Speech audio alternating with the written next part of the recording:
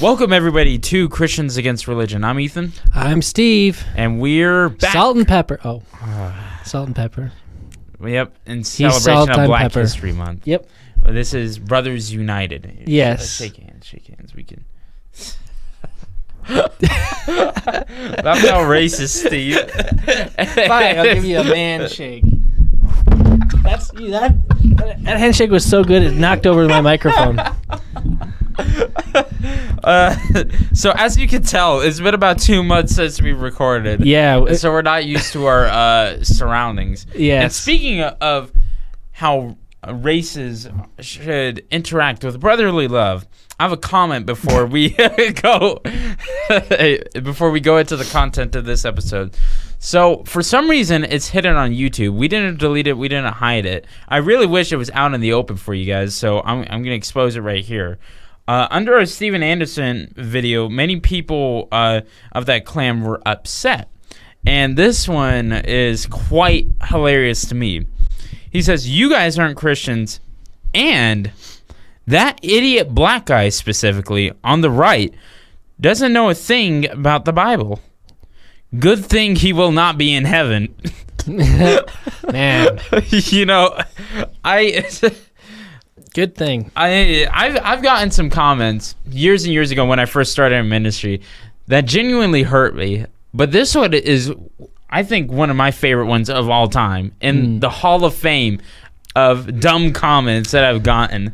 Yeah, I think they're barking up the wrong tree on that one. They could have called me out for that, probably more than you. But why did he have to mention I was black? He already said I was on the right. Like, he could have just said the idiot guy on the right side doesn't know anything about the Bible. That's all he had to say. Distinction. I don't know. They could have said, "Hey, Whitey over there." It's just spewing straight facts all the time. Could have used my name or anything. I mean, and you know, whenever you get attacked like that, they never use anything specific. They don't tell you what you're not knowing, right? And then there was some other hidden comments about Jesus, the way that Jesus acted and how he went into the temple whipping people. And I'm like, that's always everyone's argument for religious violence or religious crap like that. Right. Is like, oh, well, Jesus flipped over the tables. Well, yes, he did that, but that was to the Pharisees, to the Pharisees, the religious folk, not towards desecrating the temple. Yeah, you know? Exactly. So I question using that for not applicable situations. Yeah, and you know what? If the guy that wrote that comment, if you're ever in town, please come on the show, man. We will debate the Bible for hours. I don't know. Okay. Okay, Steve won't. I will. Well, no. If he's here, I'll do it. But yeah, I don't. Hey, man. Because I think it's a very important concept. All jokes aside, to where we will nitpick the scriptures, right? Where what Jesus did when he was flipping over the tables was right. It was righteous anger. Mm-hmm. But then they leave out the scriptures from that or came in and to us as believers of love is patient, love is kind, self-control. I mean, people with bad temperament are not allowed to become elders in the Bible. It's someone that's supposed to keep control, that has self-control, that is patient, that is meek and mild. But no one ever wants to quote those verses when talking about yours truly, Steven Anderson. That's just a perfect example of cherry picking. Like you could take a bunch of different verses and try and justify plenty of atrocities as Christians have over the centuries, and it's wrong every time, clearly, but they're using the Bible for it. So, and that's the thing. So, I don't know. Be careful what you try and quote and take out of context. Yep. So, me and Steve were discussing what we should talk about today earlier, and I've been thinking of some things quite in depth the past couple of weeks. We're talking about Shrek. Gosh, okay, you're canceled. Somebody. Okay. But I've had a lot of my friends when in discussions about religion, right? And almost all of them are from the LDS Church that have since come to find out its falsehood. They say that I'll be religious when I get older and I settle down. Right now, I want to live my life. And I was just telling Steve how this troubles me to no end, right? And I just wanted to discuss that for a bit. I don't know if you have the same experience, Steve, with like talking with people and them saying that. No, except for myself, not with that exact thing, but it's the same idea. When I was younger, like, I'll ask for forgiveness later, Yeah, and that's kind of silly. That's sometimes what I think too. Yeah, I'm sure other people have thought this. Like, you do something. I think, for me, it was more true when I was like a kid, much younger. Right. And I was like, I have my whole life ahead of me. I can be good later, basically. So, which is stupid. Wouldn't recommend that method because you never know. But go ahead. Yeah, I mean, I've told this story a couple times, but so I and this is where I realized like death really does come at any time, right? Mm-hmm. So I had a good friend of mine in sophomore year. I known him for at that point 3 years, ever since I moved up here, right? One of my best friends in the whole world. And super shredded guy, most motivated dude, awesome guy, in great health. But there was second to last week of school, straight A student too. He missed that last week. We're like, oh, where on earth is he? But none of us thought the worst had happened, right? And so we had come to find out that week that he had suffered from a stroke, right? And it's like, oh my gosh, that's awful. But you know what? Good thing he's healthy. He was getting better. And, it's going to be years of recovery, but at least he's okay. And then it was yearbook signing day the last week of school, January 1st. Or not January 1st, June 1st. And I was sitting there about to start signing yearbooks. And I remember this so vividly, but I get a call from my friend who was at the seminary building. And she's like, I could hear her crying, right? And she said, hey, you need to get on over here right now. And I go over, and she just said, hey man, Josh died this morning. He had another stroke. And I didn't really believe it for a while. I knew it was true, but it was one of those things you couldn't comprehend. Even when I was at the viewing, I saw him and it didn't look like him, I mean, the guy was 17 years old and he just died randomly, Life is not guaranteed to us. It goes away in the twinkling of an eye, and so to any young people that watch this, realize that we will die. Whether it's tomorrow or 100 years from now, we will die. And we have not had the knowledge of knowing when that will happen. And so God's offering salvation now, a relationship now, and so religion isn't for later. It's not for structure in life. It is to be saved. Is to have a relationship with the true and living God. Don't procrastinate it. Yeah, and I think the way I would reframe the thing to somebody that's saying that is how they view religion, because they're viewing it, if they were previous LDS people, right? Mostly. Yeah. So most of them are viewing it as all these things that they have to do in order to be saved, and they're not understanding the Christian concept that it's a relationship with him, a relationship, not a religion. That you're not a checklist of things you have to do to go to heaven, otherwise you're going to hell. Mm-hmm. And that's how religion over the years and centuries and whatever has framed religion, because men like power and control, and that's an easy way to do it. Give people a checklist, mm-hmm. and they better step in line. So that's what most people think of when they say religion or say that being religious.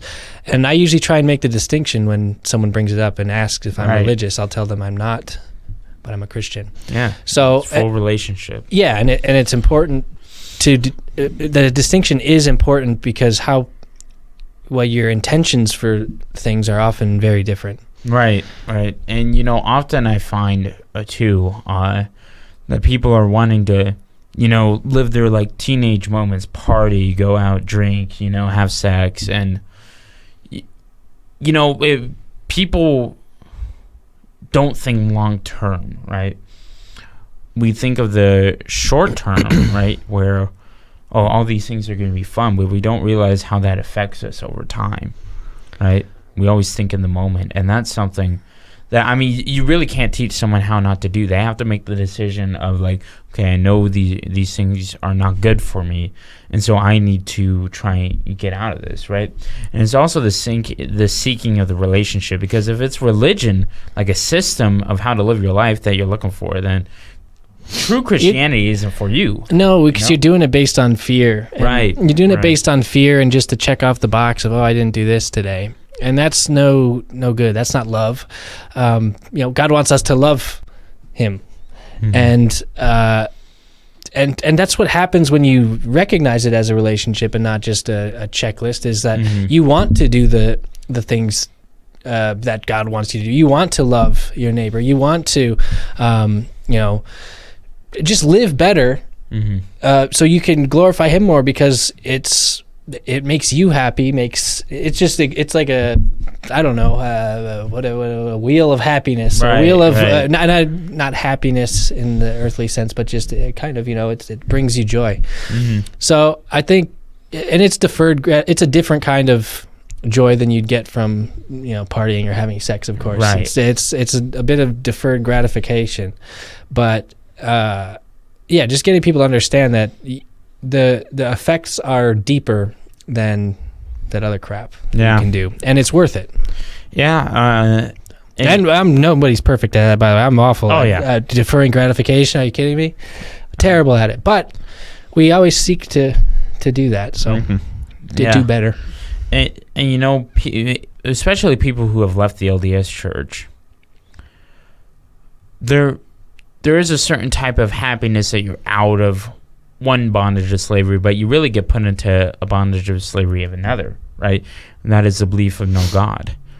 And a lot of what we're seeing here in Utah is that people are falling apart in purposelessness, and that our suicide rates are just flying through the roof because people think that, I can leave all this behind and just live out there and go amongst the world, and that's just not how it works. It's not how it works. There's a longing for God. God's calling on each and every one of us, and if you just ignore that, it's going to be very, very hard for you to actually find any type of joy. It is, because people try and find it in all these other things, whether it's drugs, sex, vanity. All these things seem like materialism. Right. Everyone just thinks, okay, well, if I do this or if I have this, I'll be happy. Right. And it's never there. It's never there. Continuing. It's an absolute hamster wheel that you keep running on, thinking you're going to reach happiness, whether money, whatever. And you just don't have true joy, true happiness, because it's all material. It's all right. It all fails you. It's all meaningless. It is, and it's hard to explain unless you've seen it, or you've seen someone searching for it, and it's like, dang, this person needs Jesus. As funny as that sounds, because he needs Jesus. As cliche as it is, it's true in a lot of senses when you see people that are trying to just get a lot of wealth, get a lot of girls, get a lot of sex, get a lot of money, whatever. It's funny because you can just see them striving for more all the time, and it just never ends. Yeah, it never ends. It'll never fulfill you. I was watching what I regret even admitting this, but I watched this YouTuber, my favorite YouTuber, and he does reactions, all this stupid stuff, and one of them was a Jubilee episode, and Jubilee? Yeah, you probably recognize some of their content. I know many of you have. And Jubilee puts out some good stuff like Middle Ground, where people debate and all that. But they have these really stupid ranking episodes. And one of them was one of the girls in that episode is an OnlyFans porn star, basically. And all I could think about, man, is what are you going to do in 20 years when you don't look like that anymore? They won't care because they've got a Lamborghini with all their OnlyFans money, bro. At a certain point, I truly believe this, that these people that use their bodies to exploit themselves for money, right? 30, 40, 50 years down the line, when they're older and don't look the same, even though they start to panic. Money, yeah, you see it. Yeah, particularly with women, but with men too. Right. I mean, with men, it's not so bad unless you're like me and you're starting to get a little bit bald. Oh man, some hair. That's why you've been wearing the beanies recently. No, I just, but yeah, like looks go away, and if you unless you have something deeper and more meaningful, right. You know. And it's why Christians say all the time, don't date someone or be married to someone just because they're beautiful, because beauty will disappear, or even just for character, because that character has flaws in it, just like everything else. You commit yourself to someone and have that relationship, and that's what makes it beautiful. It's a relationship that God intended. Sure. But people always think that today there's always going to be tomorrow, when that is not true. There isn't always. You got to live life almost day by day, for example, and not necessarily live in the moment, but appreciate what God has given you and blessed you to be alive today, because life is not a guarantee. And most people don't have the time to reconcile their relationship with God or reconcile your relationship with others before they die. Yeah, and people are, well, if you're saying life is short, you live day by day, people could use that argument to say, well, that's why I'm trying to have as much fun as possible. Right. But they need to understand that there's good fun and bad fun. Yes. Yeah, there's fun that lasts and there's fun that hurts. Mm-hmm. So like we've talked about on the show about, drugs, alcohol, whatever. When you do things in the proper way, I should say, mm-hmm. that it's not going to have the negative effects that you get when somebody parties all the time, drinks till they flop over, and mm-hmm. you have all the negative things. So it's just understanding the wisdom to do it properly, or mm-hmm. at least I don't know, have some form of measurement of how this thing's going. And if you have a relationship with God, that's your guide on that sort of thing. Right. I think you'll know. I think the Holy Spirit tells you as you go. And I think of the fun times that I've had in my short life so far, and those are fun times I look back on and I'm like, dude, I would love to live that again. Like, just an example, when you and I just went out to Kemmerer and went fossil hunting, like that's a good memory. That was mm-hmm. plenty of fun, going afterwards and being dead beat and dusty and getting those tacos, man. I forgot we got tacos. Yeah, some of the best food I've ever had, man. We were desperate, Those are good memories, right? You going around and just getting drunk, that's not a memory you're going to hold and appreciate in the future. In the words of Nick Offerman from The Last of Us, everything tastes delicious when you're starving. Is that wait, which episode is that from? I've only done episode 1. 3. It's a very good show. Is it? Was episode 3 good? I fantastic. Really? It was heart-wrenching. It's very good. Yeah. I think it was 3, or maybe it was 2. Whatever the one from last week was. Yeah, I don't know. Ben Shapiro was just crapping on it. I'm like, what? Yeah. No, freak. Yeah, he says it's a purposeless episode. I'm like, all right. Wait, what? Yeah. That's because there's homosexuality. No, that was an absolutely heart-wrenching story. Is it? Yeah. Don't listen to Ben Shapiro. He lies to you sometimes. Hey, man, I don't know. People have their own perspectives on things, but I'll go watch it. This is such a divergent. Me and my sister watch episode 1, and she's always hated The Walking Dead. And this is very different. I know. But I said, Maya, if you like zombie shows, how do you not like The Walking Dead? It's the king of zombie shows. So I forced her to try and rewatch it. And now me and my mom are like binge watching all of it. So once we get to like season 4, I'm going to cut it off and go back to The Last of Us. That show's tough when you catch up to the new episodes, because then it just sort of goes on and on. I'm not watching those ones. Yeah, it's brutal. But that show did at least start out fantastic. Oh, well, I'll tell you this, and this also got me thinking about the death thing, where we're in season. If you're a zombie, you don't have to worry about it because you'll come back to life and eat somebody's face off. But you know what? Like, few movies and shows like make me like really sad. Like, there's like a kind of sad, but I've only cried in like 3 movies, and I've only gotten like really, really sad in a couple others. Clearly, he hasn't seen The Notebook. Am I right? Am I right, ladies? All right. Oh gosh, don't start with me. But if you're a bird, I'm a bird. It's a classic quote from that movie. Man, okay. I have seen The Notebook. What of it?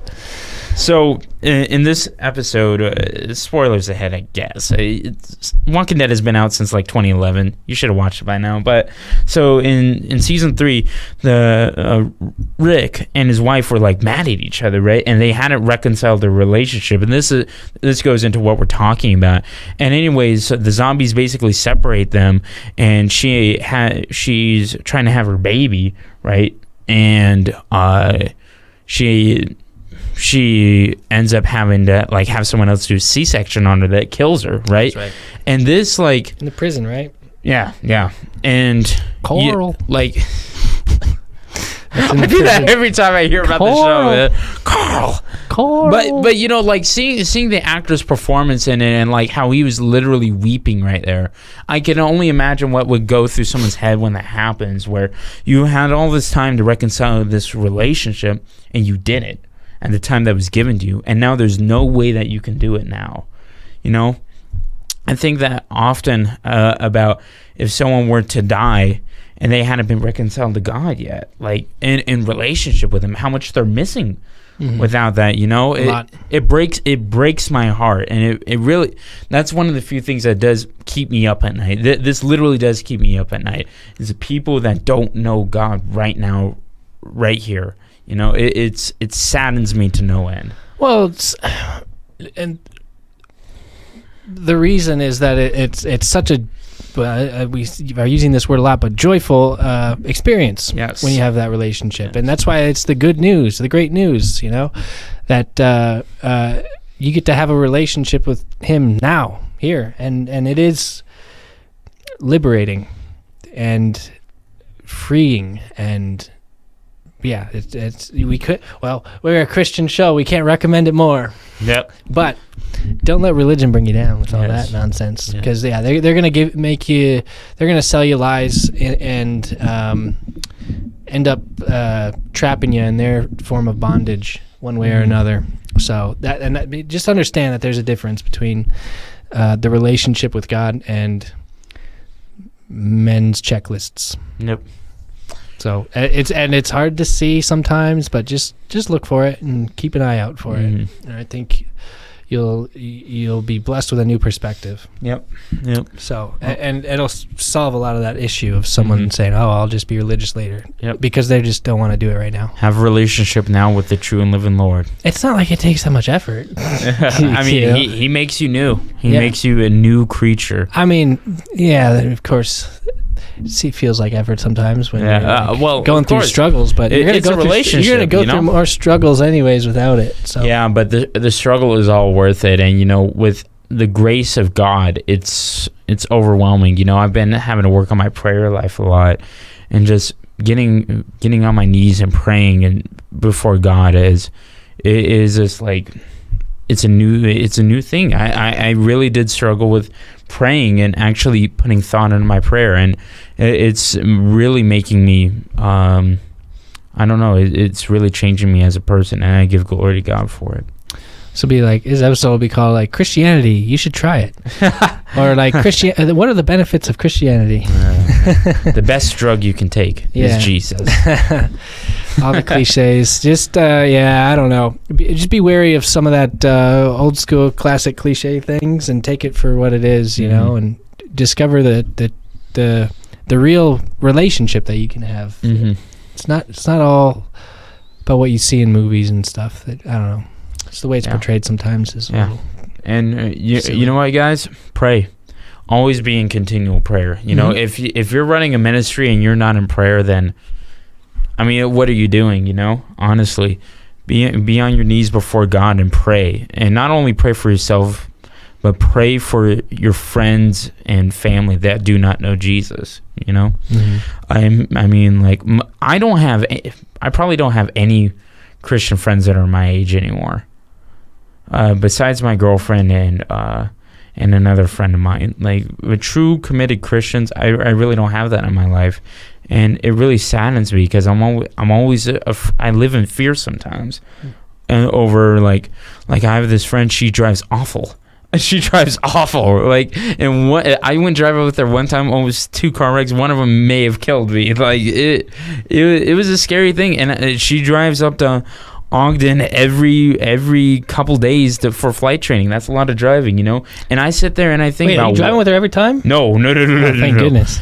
There's a reason I'm still around. Yeah, my gosh. But you know, like I think about things like that and how we don't take truth seriously, and how we assume, I'll be there at 3:00. You know, we don't know. We do not know. So please pray for people. Pray for people and share who Jesus is, because that is our only job. That is our only job in this world. And with that, go to cult.love. Become a member. You know the drill. Just do it. Shia LaBeouf this thing. Do it. All right. And I mean, we'll be back again, and thank you all for chilling. Yep.